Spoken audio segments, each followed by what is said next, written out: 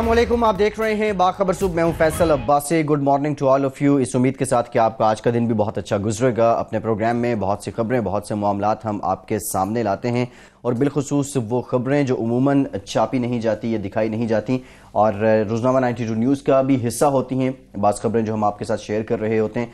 आज के प्रोग्राम में भी मुल्क के मुख्तलिफ शहरों से हमारे नुमाइंदगान हमारे साथ मौजूद हैं। लाहौर से गौहर अली हैं और उनके साथ साथ लाहौर से ही हाफिज़ फैज़ अहमद भी हमें ज्वाइन कर रहे हैं। पेशावर से जीशान काका खेल हैं। इस्लामाबाद स्टूडियोज़ में मौजूद हैं जहांगीर मिन्हाज साहब, इनके साथ साथ इकराम होती साहब और senior correspondent 92 news Sohail Iqbal Bhatti साहब। तमाम नुमाइंदगान का बहुत शुक्रिया। कल पाकिस्तान तहरीक इंसाफ की हुकूमत ने 100 रोज़ मुकम्मल होने के बाद वज़ीर-ए-आज़म इमरान खान ने बिलखुसूस अवाम को एतमाद में लिया। एक तकरीब का इनेकाद किया गया कन्वेंशन सेंटर इस्लामाबाद में और जिसमें करप्शन का खात्मा जो है वो सबसे सर फहरिस्त तरजीह थी और फिर इसके साथ साथ आम आदमी के लिए यकसा पॉलिसियाँ बनाई जाएंगी, बना रहे हैं, काम कर रहे हैं। वज़ीर-ए-आज़म इमरान खान ने ये सब कहा, लेकिन इसके साथ साथ देही तरक्की को लेकर इमरान खान साहब ने कहा कि अगर देहात तरक्की करते हैं, देही मईशत बेहतर होती है तो सनती शोबे का 80% खुद ब खुद चल पड़ेगा। गौहर अली, आपसे मैं जानना चाहूँगा, एक फार्मूला इमरान खान की जानिब से पेश किया गया जिसमें लाइफ स्टॉक, माही परवरी, ज़रात और फिर मुर्गीबानी जो है इसको फ़रोग देने के लिए उन्होंने कहा कि पायलट प्रोजेक्ट्स हैं, हमने ये देखे हैं, अब इनको इम्प्लीमेंट करेंगे। बेसिकली फार्मूला है क्या, किस तरीके से इनकी इम्प्लीमेंटेशन होगी? जी, मैं गुजारिश करूं कि पाकिस्तान की जो मैशियत है वो देही मैशियत पे निसार करती है, क्योंकि बुनियादी तौर पे पाकिस्तान की तरक्की और खुशहाली देही मैशियत से ही मुंसलिक है। तो ये इमरान खान ने जो है फार्मूला देही तरक्की का जो पेश किया है, इससे ना सिर्फ मुल्क में खुशहाली आएगी बल्कि पाकिस्तान का कर्ज़ा उतारने में मदद मिलेगी। अगर वो इस फार्मूले पर बतदरीज अमल करते रहते हैं तो पाकिस्तान जो है वो एक वक्त आएगा कर्ज़ा देने की पोजीशन में होगा। माजी में हम सनती इनकलाब लाने की कभी कोशिश करते रहे और कभी हम ज़र इनकलाब लाने में मसरूफ़ रहे, लेकिन बदकिस्मती से दोनों ही इनकलाब नहीं आ सके। सनती तरक्की और देही तरक्की ये दो अलग अलग शोबे हैं, लेकिन इमरान खान ने बहुत ही अक्लमंदी का मुजाहरा किया है। वज़ीर-ए-आज़म के जो विज़न पेश किया है देही मैशियत के हवाले से वो बिल्कुल बर वक्त है, क्योंकि देही तरक्की जो है वो पाकिस्तान की ही तरक्की है। इसमें बिजली और दीगर वसाइल बहुत कम दरकार होते हैं, जबकि सनती तरक्की के लिए जो है वो बहुत ज़्यादा वसाइल दरकार होते हैं। आप सारी दुनिया जानती है कि पाकिस्तान माशी बुहरान का शिकार है। अगर हम देही मैशियत पर तवज्जो देंगे, देही मैशियत को बेहतर बनाने की कोशिश करेंगे तो ये कम वसाइल से हम इस पर बहुत जल्दी जो है वो अमल कर लेंगे, क्योंकि पाकिस्तान के पास स्ट्रक्चर जो है बुनियादी तौर पर वो देही मैशियत का मौजूद है। स्ट्रक्चर को मजबूत बनाने की ज़रूरत है। माजी में जो है वो इदारे बनाए गए, जैसे PLDD बनाया गया, उसके अलावा PEMCO बनाया गया, लेकिन ये इदारे फ़ाल नहीं रहे। अगर हुकूमत पाकिस्तान निजी शोबे से ताउन के साथ देही तरक्की पे कोशिश करेगी, इसको बेहतर बनाएगी तो पाकिस्तान माशी तौर पर तरक्की करेगा। लाइफ स्टॉक, माही परवरी, मुर्गबानी, ज़रात, जंगलात ये बाहम मुंसलिक शोबे हैं। अगर हुकूमत पंजाब इन चारों 5 शोबों के पर मुश्तमिल एक काबीना कमेटी बना देती है और वो एक सिफारिशात तैयार करती है तो उन सिफारिशात पर अमल करके हम बहुत जल्दी जो है वो माशी तरक्की की तरफ बढ़ सकते हैं। कल जो इमरान खान ने ऐलानात किए हैं लाइफ स्टॉक को, ज़रात को बेहतर बनाने के लिए, वो बिल्कुल बरवक्त है। पाकिस्तान के 80 लाख घराने जो हैं वो लाइफ स्टॉक से वाबस्ता हैं। अगर हम अपने लाइफ स्टॉक को बेहतर बना लेते हैं, दूध की पैदावार को बेहतर बना लेते हैं, इससे ना सिर्फ हम दूध एक्सपोर्ट कर सकेंगे बल्कि पाकिस्तान का हेल्थ बिल भी जो है वो 50% तकरीबन कम हो जाएगा, क्योंकि खालिश दूध पीने से बीमारियों पर बहुत ज़्यादा जो है वो काबू पा लिया जाएगा और हस्पतालों पर भी बोझ कम होगा। इसी तरह अगर हम ज़री अजनास को बेहतर बना लेते हैं तो पाकिस्तान के पास ना सिर्फ अपने अवाम के लिए ज़री अजनास वाफिर मकदार में मौजूद होगी बल्कि हम एक्सपोर्ट कर सकेंगे। इसी तरह मैं मतलब पाकिस्तान की जो 65% तक आबादी है वो अनपढ़ है। अब वो अनपढ़ लोग सिर्फ ज़राअत ही कर सकते हैं, वो लोग सिर्फ लाइफ स्टॉक से ही में ही काम कर सकते हैं, वो सिर्फ मुर्गबानी ही कर सकते हैं, तो वो देहातों में रहते हैं। तो अनपढ़ और लोग जो हैं वो बेहतरीन तौर पे जो है वो ज़राअत की तरक्की के लिए काम कर सकते हैं।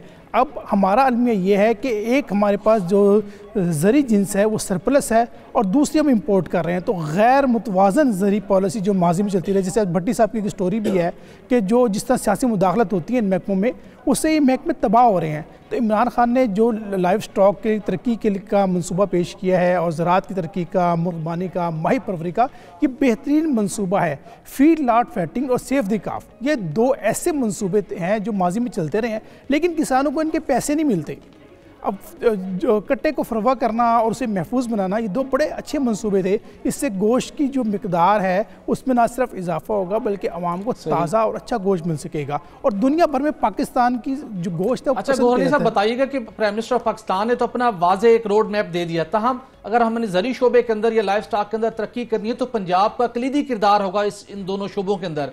तो पंजाब हुकूमत की जानिब से, वफाकी हुकूमत के प्लान से हटकर भी इस प्लान को इम्प्लीमेंट करने के लिए, ज़री और लाइफ स्टॉक के शोबे में इस्लाहात लाने के लिए क्या प्लान है और उसके ऊपर किस हद तक कोई अमल दरामद होता दिखाई दे रहा है आपको इस वक्त पंजाब में? जी, ये बहुत अच्छा आपने सवाल किया है, बड़ा बरवक्त सवाल किया है। मैं पाकिस्तान जो महकमा ज़राअत पंजाब है उसने 2-3 ऐसे मंसूबे शुरू कर रखे हैं जिनको जारी रहना चाहिए। उसमें एक तो ये है कि हम जो हमारे पास ज़री अजनास है उसमें हमने ये देखना है कि हमारे पास कौन कौन सी वाफर मिकदार में मौजूद है। मतलब गंदम है, अब हर किसान सिर्फ गंदम इसलिए लगाता है कि वो आसानी से फ़रोख्त हो जाती है, कुमोत्सु ख़रीद लेता है। हुकूमत उसको जब ख़रीद लेती है तो किसान दूसरी ज़री अजनास की तरफ तवज्जो नहीं देता। अब 60 लाख टन गंदम जो है गोदामों में पड़ी है। अब हुकूमत पंजाब परेशान इस गंदम का क्या करे और एक कर्जा लेके गंदम खरीदी गई है। दूसरी तरफ हम अपनी दूसरी ज़रूरियात, खुर्द तेल है और दूसरी जो ज़री अजनास ज़रूरियात है वो हम दरामद कर रहे हैं। एक तरफ हमारे पास गंदम 60 लाख टन सरप्लस है और दूसरी तरफ जो है हम अपनी ज़रूरियात की जो दूसरी अशिया हैं वो दरामद करके खरबों रुपए का सालाना बिल दे रहे हैं। दरामदी बिल जो है खरबों रुपए का हमारा वो है, उसको कम करने की जरूरत है। बड़ी साहब, अगर हम दरामदी बिल अपना कर सकते हैं तो हम ज़री शोबे में आगे नहीं जा सकते। अब हुकूमत पंजाब ने जो है गौहर साहब बड़ा डिटेल आपने बताया है, लेकिन देही मईशत का ये दरामदी बिल, हेल्थ बिल, ये तमाम जो पहलू हैं इनके साथ बड़ा गहरा ताल्लुक है। और इमरान खान साहब ने कल जो बातें की यकीनी तौर पर वो गरीब लोगों के लिए थी, लेकिन सवाल फिर से ये रोड मैप जो वज़ा किया गया इस पे चलना कैसे है, इसकी इम्प्लीमेंटेशन कैसे होगी, कितना टाइम फ्रेम चाहिए, कुछ सवाल अभी भी ऐसे हैं कि जिनके जवाब बाकी हैं।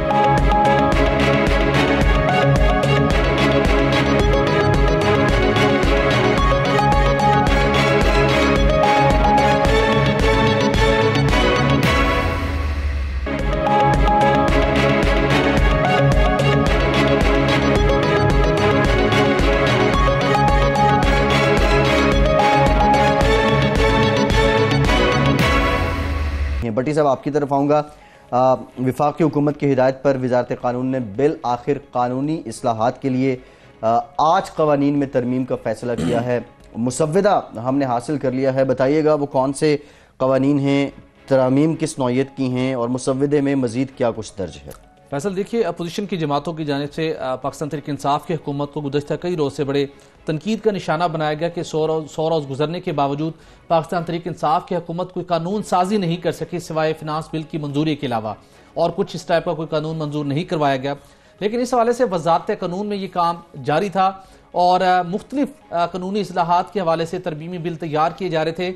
इस वक्त हम अपने नाज़रीन के साथ जो खबर शेयर करने जा रहे हैं, पाकिस्तान तहरीक इंसाफ की हुकूमत ने कानूनी इस्लाहात के तहत 8 क़वानीन के अंदर तरमीम करने का हतमी फैसला कर लिया है। वज़ारत कानून ने इस सिलसिले के अंदर अपना होमवर्क मुकम्मल कर लिया है और इन तरमीम के लिए समरी भी तैयार कर ली गई है। इसकी समरी हमें मौसूल हुई है। आज अपने नाज़रीन के साथ इन 8 क़वानीन में से एक कानून जो कि सिविल ब्यूरोक्रेसी से की तैनातियों, तकर्रियों और लिटिगेशन से के मामला से मुतल्लिक है, वो अपने नाज़रीन के साथ शेयर करेंगे और कल बाकी क़वानीन की तफसीलात भी हम अपने नाज़रीन के साथ शेयर करेंगे। ये एक बड़ा अहम बिल तैयार किया गया है वज़ारत कानून की जानिब से, जो कि federal service tribunal act amendment act 2018 इसका नाम दिया गया है, जिसके तहत पाकिस्तान तहरीक इंसाफ की हुकूमत ने यह फैसला किया है कि सिविल ब्यूरोक्रेसी के जो तैनातियों के, तरक्कियों के और दीगर जो तनाज़ात हैं, जब वो सर्विस ट्रिब्यूनल्स के पास हल नहीं हो पाते या वहाँ पर हल होने के बाद पहले तो वहाँ पर भी कई सालों तक इंतजार उन्हें करना पड़ता है, उसके बाद ये मामला हाई कोर्ट में जाते हैं और हाई कोर्ट के साथ साथ सुप्रीम कोर्ट ऑफ पाकिस्तान में भी इन फैसलों को चैलेंज किया जाता है। तो लिहाजा भी फैसला किया जा रहा है कि फेडरल सर्विस ट्रिब्यूनल एक्ट तरमीमी एक्ट 2018 के तहत ये इस कानून के अंदर तरमीम करते हुए जो हाई कोर्ट्स और उसके साथ सुप्रीम कोर्ट ऑफ पाकिस्तान के अंदर मुख्तलिफ सिविल ब्यूरोक्रेट्स या सरकारी मुलाजमीन अपने मुलाजमतों से मुतल्लिक, अपनी तैनातियों से मुतल्लिक, अपनी तरक्कियों से मुतल्लिक, या कहीं उनकी फेडरल गवर्नमेंट ने कोई ऐसा डिसीजन किया जिससे वो समझते हैं कि वो उनके साथ इंसाफ नहीं किया गया, तो हाई कोर्ट का रुख करते थे। हाई कोर्ट में अगर उन्हें इंसाफ नहीं मिलता था तो सुप्रीम कोर्ट ऑफ पाकिस्तान से रजू करते थे। अब वजारत कानून ने ये समरी तैयार की है और वफाकी हुकूमत को, प्राइम मिनिस्टर सेक्रेटेरिएट को आगाह किया गया है कि इस कानून में तरमीम करते हुए हाई कोर्ट और सुप्रीम कोर्ट का दायरा कार खत्म कर दिया जाए। इस हवाले से कुछ ब्यूरोक्रेट्स के अंदर बहुत शदीद बेचैनी पाई जाती है, चूंकि इसके अंदर अगरचे कुछ दीगर कवानीन के अंदर जो इस्लाहात लाई जा रही है बहुत इंपॉर्टेंट है। इसके अंदर कुछ जस्टिफिकेशन कुछ ये लाई जा रही है कि जो मौजूदा फेडरल सर्विस ट्रिब्यूनल है उसको 2 हिस्सों में तकसीम किया जाएगा, जिसके अंदर एक ओरिजिनल डिवीजन कायम किया जाएगा और उसके साथ दूसरा जो एक डिवीजन होगा, एक सर्विस ट्रिब्यूनल डिवीजन होगा और दूसरा ओरिजिनल डिवीजन ट्रिब्यूनल होगा। जो सर्विस ट्रिब्यूनल डिवीजन होगा उसके अंदर वो मामलात लाए जाएंगे जो इनिशियल कोई किसी ब्यूरोक्रेट्स को जो हाई कोर्ट के लेवल के ऊपर चैलेंज करता है वो ये मामला सुनेगा और उस मामलात की अगर वहां पर उसकी सुनवाई ना हुई तो फिर वो जो अपील पहले सुप्रीम कोर्ट ऑफ पाकिस्तान में कोई ब्यूरोक्रेट या सिविल सर्वेंट करता था वो ओरिजिनल डिवीजन के अंदर अपनी अपील करेगा।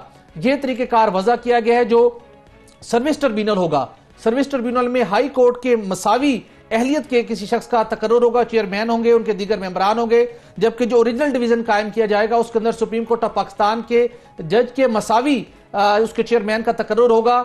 रिटायर्ड जज भी हो सकते हैं। उनका तकर्रुर करने के बाद ये ट्रिब्यूनल अपने फैसलों का सिलसिला शुरू करेंगे। इस हवाले से हमने मुख्तलिफ कुछ रिटायर्ड ब्यूरोक्रेट से बात की, उनके इस हवाले से मामलात पर तहफ़्फ़ुज़ात थे कि चूंकि माजी की एग्जाम्पल देते हुए कि जब साबिक principal secretary to prime minister Fawad नफाज साहब ने बहुत से ब्यूरोक्रेट्स के साथ नाइंसाफी की, उन्हें तरक्कियां ना दी गई, मुख्तलिफ वायदे ज़वाबित के अंदर तरमीम करके मनपसंद लोगों को आगे लाने के लिए इकदाम किए गए, तो उस सिलसिले के अंदर ब्यूरोक्रेट्स के पास एक ही रास्ता था जिन्होंने इस्लामाबाद हाई कोर्ट का दरवाजा खटखटाया और उसके बाद सुप्रीम कोर्ट ऑफ पाकिस्तान के वहां से उन्हें रिलीफ मिला। अब जो मौजूदा तरीकेकार लाया जा रहा है इसके अंदर ऑब्जेक्टिव ये है कि हाई कोर्ट्स में 30% जो पेंडिंग केसेस हैं वो सर्विस मैटर से मुतल्लिक हैं और अगर ये 2 ट्रिब्यूनल्स कायम कर दिए जाते हैं तो उसके बाद हाई कोर्ट के ऊपर मुकदमात का दबाव कम हो जाएगा।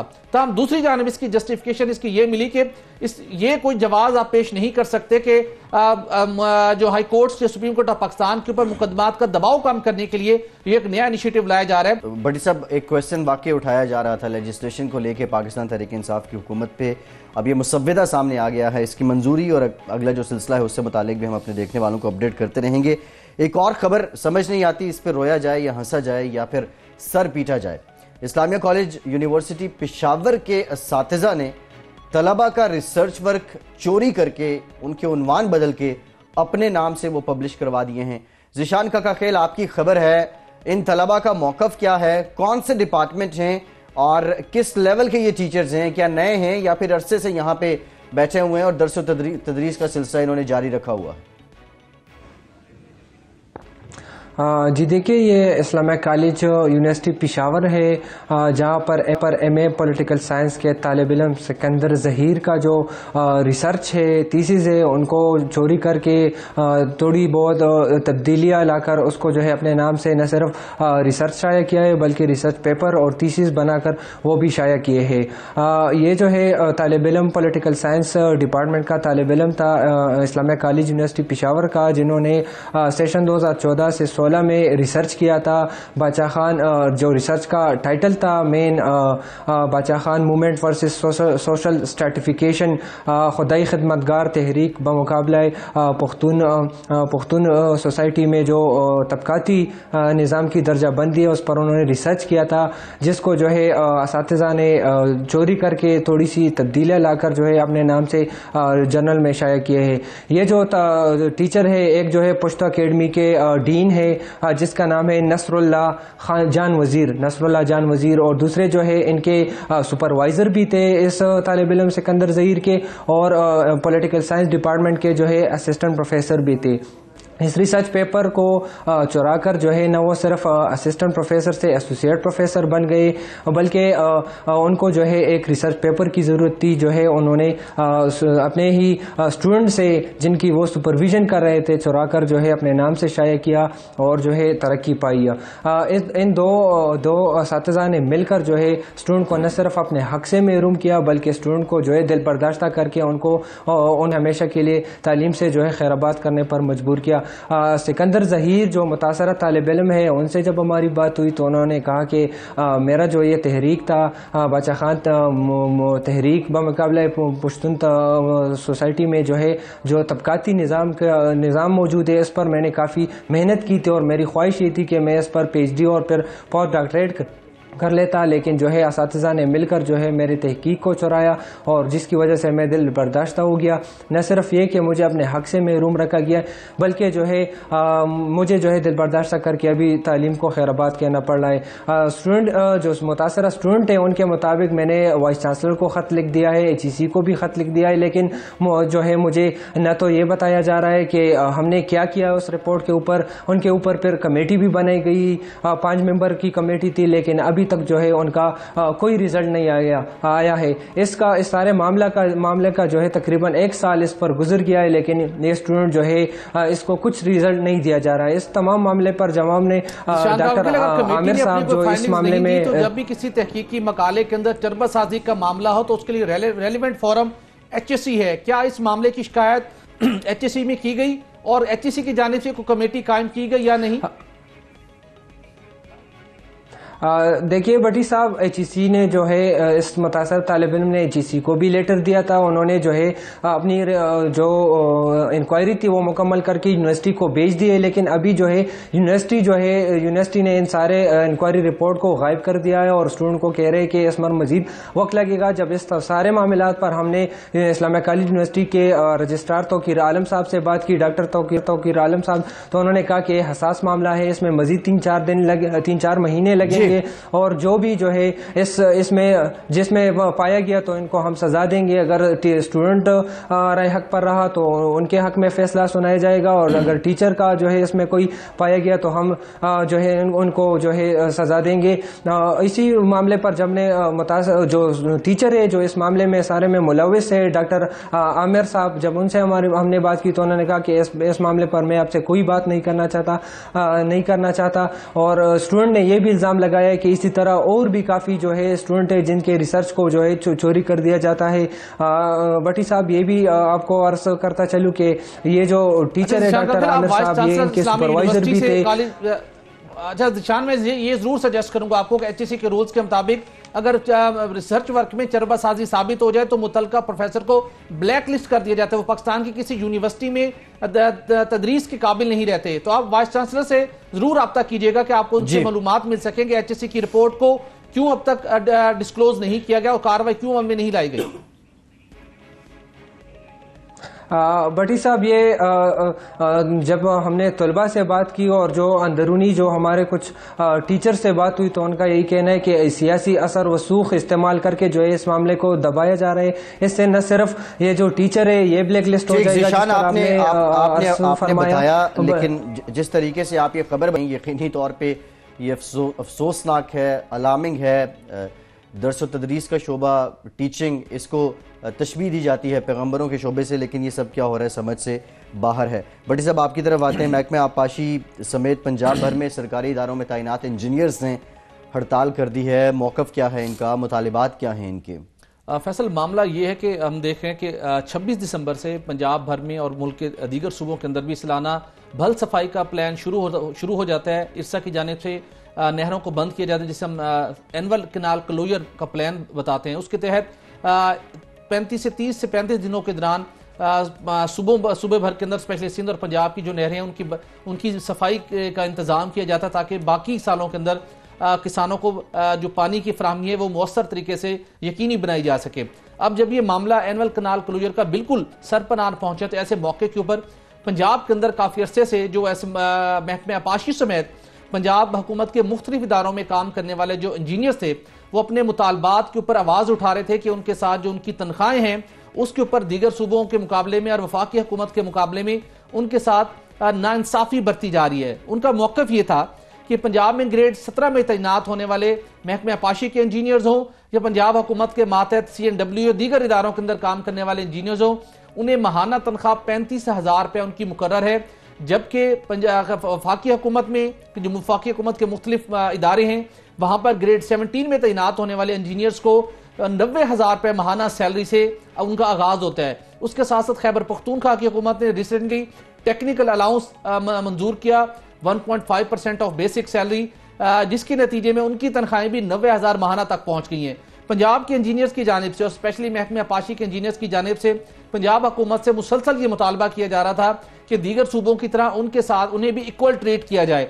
उनका ये हक बनता है कि उन्हें भी टेक्निकल अलाउंस मिलना चाहिए और उनकी माहाना तनख्वाह 35,000 से बढ़ाकर 90,000 रुपये होनी चाहिए। तहम इस जानिब से किसी मुतलका इदारे ने उनकी इन मुतालबात पर तवज्जो ना दी, जिसके नतीजे में इस वक्त महकमा आपाशी पंजाब समेत पंजाब हुकूमत के दीगर जितने सरकारी इदारे हैं जहाँ पर इंजीनियर्स अपनी खिदमात सर अंजाम देते हैं, इस वक्त वो अब काम छोड़ हड़ताल का आगाज़ कर चुके हैं।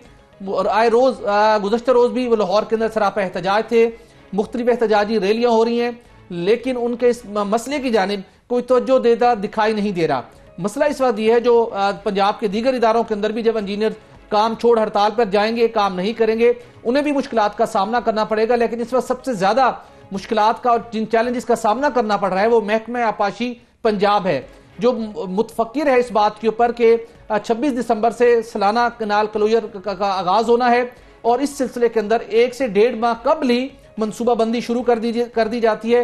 उसके अंदर इन इंजीनियर्स का कलीदी किरदार होता है। पूरा एक जो प्लान का जो चार्ट तैयार किया जाता है, किन सूबों में, किन तहसीलों में, किन इजला में, किस जगह के ऊपर किस लेवल की भल सफाई होनी है, फिर सबको वो जॉब की टास्क मिल जाते हैं कि किसकी क्या क्या जॉब होगी, तो उसके अंदर इंजीनियर का बड़ा अहम रोल है।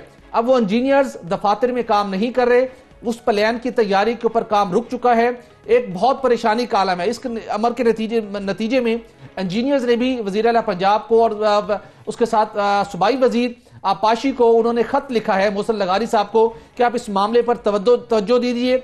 जब तक हमारे मुतालबात तस्लीम नहीं किए जाएंगे, स्पेशली जो टेक्निकल अलाउंस का मामला है, जब तक उन्हें वफाकी हुकूमत के इंजीनियर्स और खैबर पख्तूनख्वा की हुकूमत के जो इंजीनियर्स हैं उनके मुख्तलिफ माहतत में काम करने वाले इदारों में उनके बराबर उनकी मरात और तनख्वाह नहीं की जाएगी, वो काम का आगाज़ नहीं करेंगे। मेरे ख्याल में सूबाई वज़ीर आपाशी उसके साथ साथ वज़ीर आला पंजाब उस्मान बुज़दार साहब को इस मामले को टेकअप करना चाहिए, क्योंकि हर गुजरते दिन के साथ जितने दिन तखीर होगी पंजाब के अंदर सालाना भल सफाई का काम बुरी तरह से मुतासिर होगा। सेक्रेटरी आपाशी को भी इस मामले को देखना चाहिए और इन इंजीनियर्स को कन्विंस करना चाहिए कि जो भी इनका मुस्तबिल का सोल्यूशन हो, लेकिन एटलीस्ट किसी न किसी तरीके से उन्हें काम पर वापस आना चाहिए, स्पेशली महकमे आपाशी के अंदर, ताकि जो प्लान की तैयारी होनी है उसका बाज़ाब्ता तौर के ऊपर आगाज हो सके। ठीक है, एक ब्रेक का कहा जा रहा है, ब्रेक के बाद लौट कर आते हैं, दीगर खबरें और मामलात पे बात करते हैं।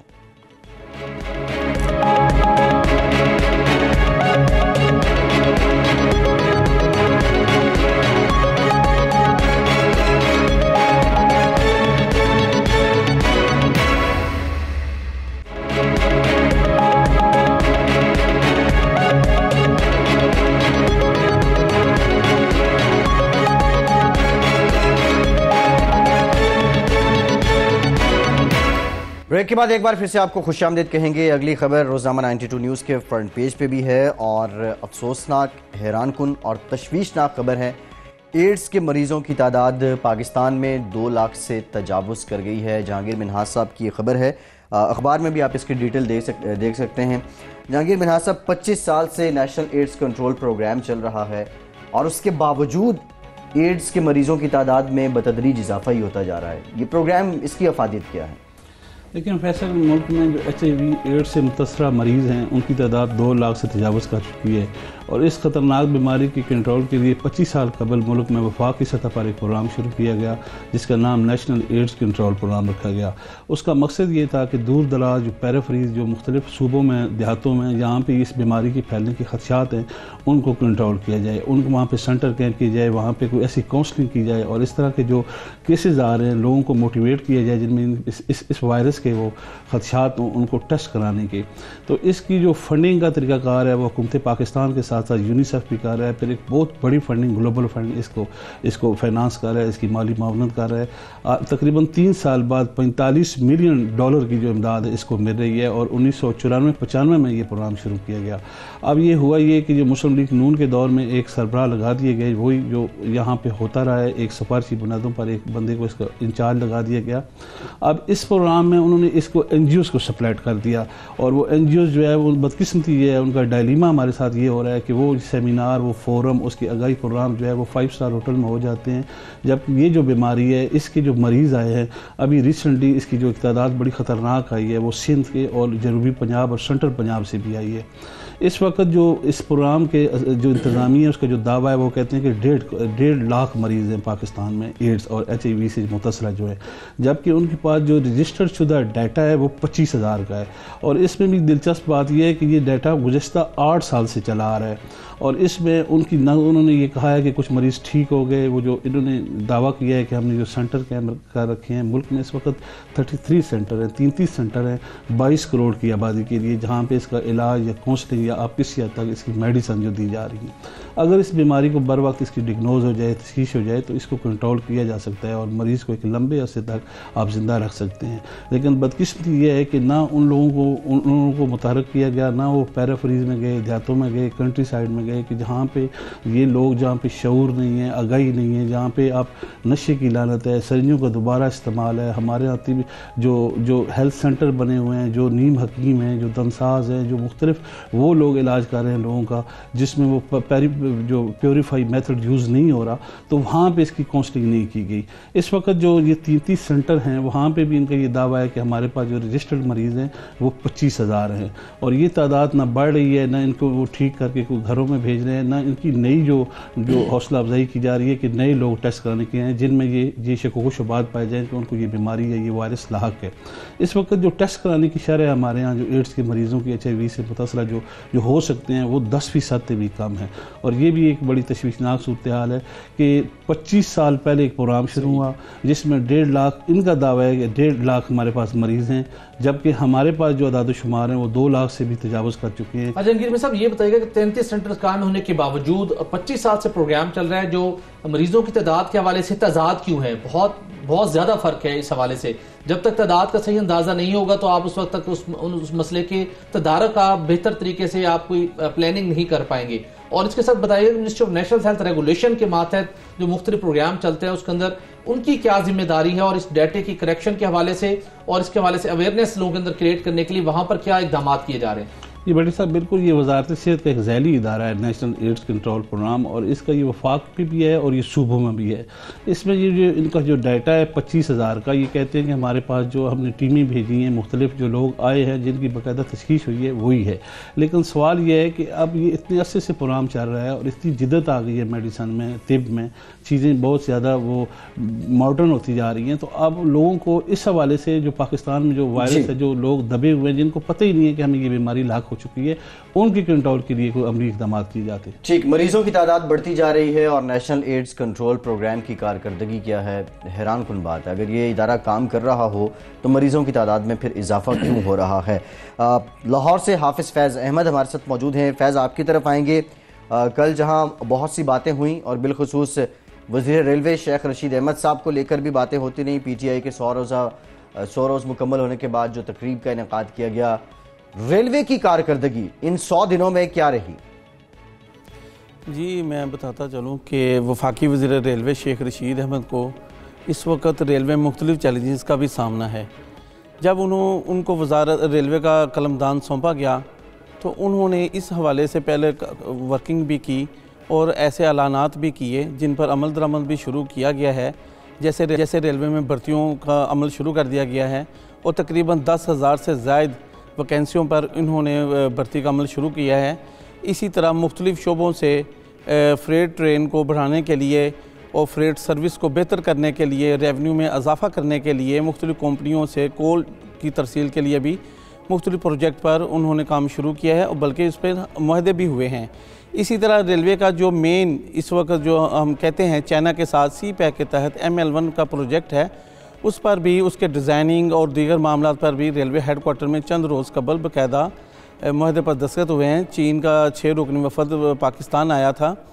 और मैं ये बताता चलूँ, जहाँ पे ये जो वफाकी वज़ीर रेलवे की जानब से मुतअद्दिद इक़दाम किए जा रहे हैं, वहाँ दूसरी तरफ ये भी मामलात हैं कि शॉर्ट कंपोजिशन पर ट्रेनें चलाई जा रही हैं, जो नहीं होना चाहिए था। 10 ट्रेनों का ऐलान किया गया, 10 ट्रेनें तो चला तो दी, लेकिन उसकी आमदनी क्या है, उसके अखराजात क्या हैं, क्या उसमें रेलवे के खसारे में इजाफ़ा हो रहा है या आमदनी में इजाफ़ा हो रहा है। अगर हम ये कहते हैं कि ये हमने रेलवे की आमदनी में इजाफ़ा करना है, तो हमें सबसे ज़्यादा फ्रेट सेक्टर को पर तवज्जो देनी चाहिए।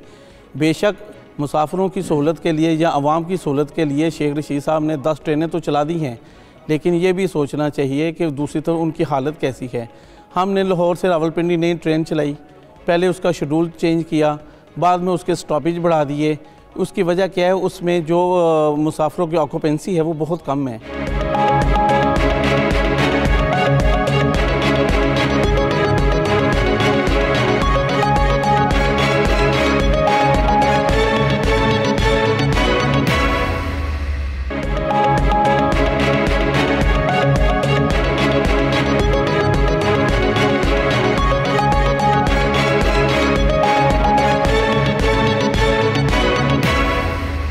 बताइएगा कि ML1 प्रोजेक्ट बहुत अहमियत का हामिल है, सीपे के तहत स्टार्ट होना था, कहा गया कि इसको रिव्यू किया जा रहा है। तो लेटेस्ट इंफॉर्मेशन क्या है कि कब तक इस मंसूबे को सीपे के तहत मटीरियलाइज करके इसके ऊपर काम का आगाज हो सकता है। और उसके साथ दूसरा, रेलवे की कराची के अंदर जो अराजी थी उसको वागजार करवाने के लिए तो ऑपरेशन की तैयारियां हो चुकी हैं।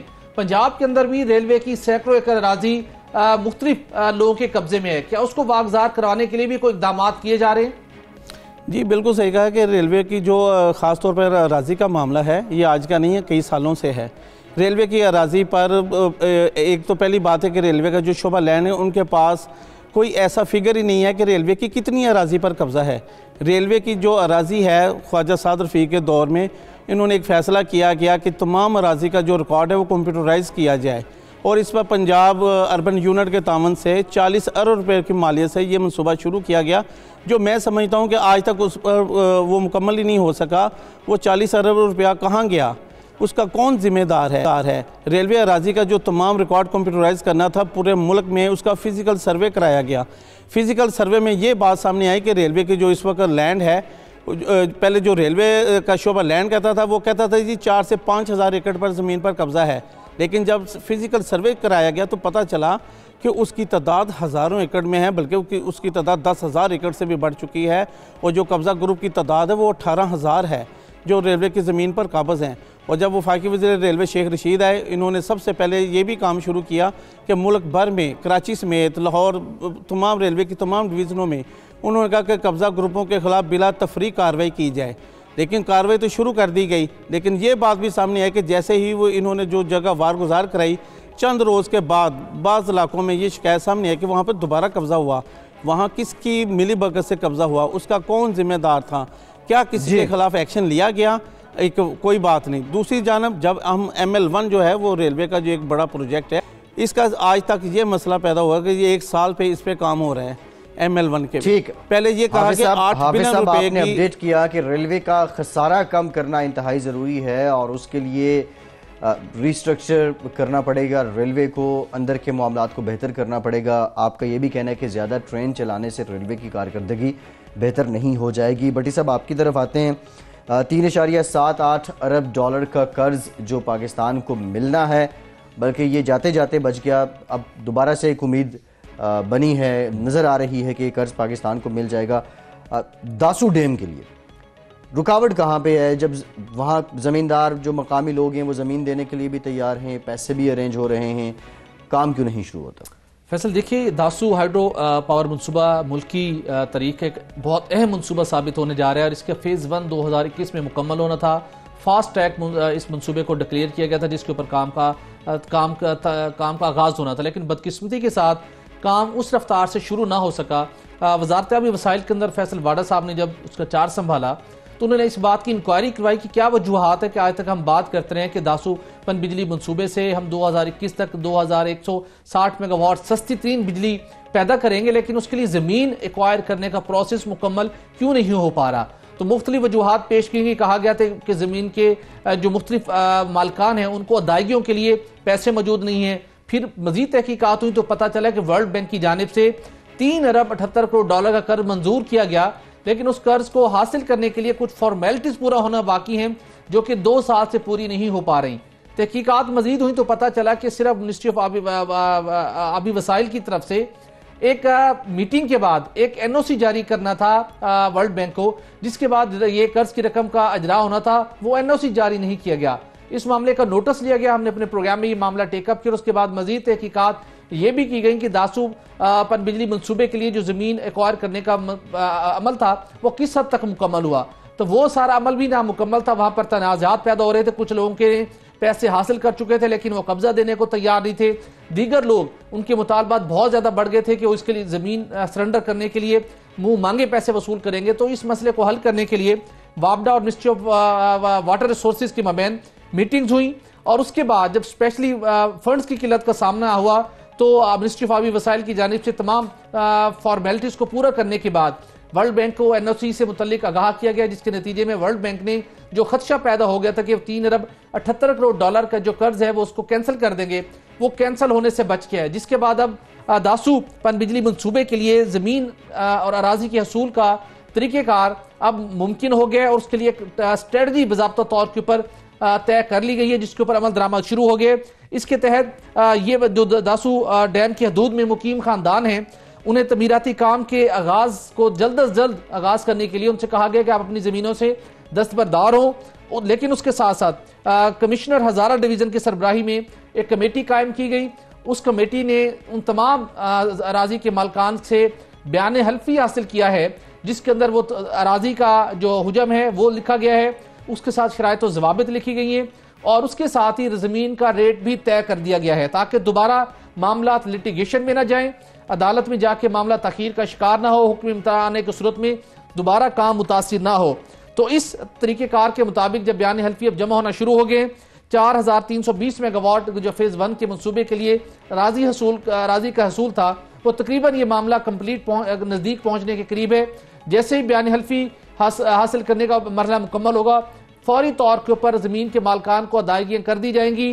उसके साथ साथ जिसकी रिहायशी कॉलोनी के लिए तमीरात का आगाज होना था वो शुरू हो चुका है।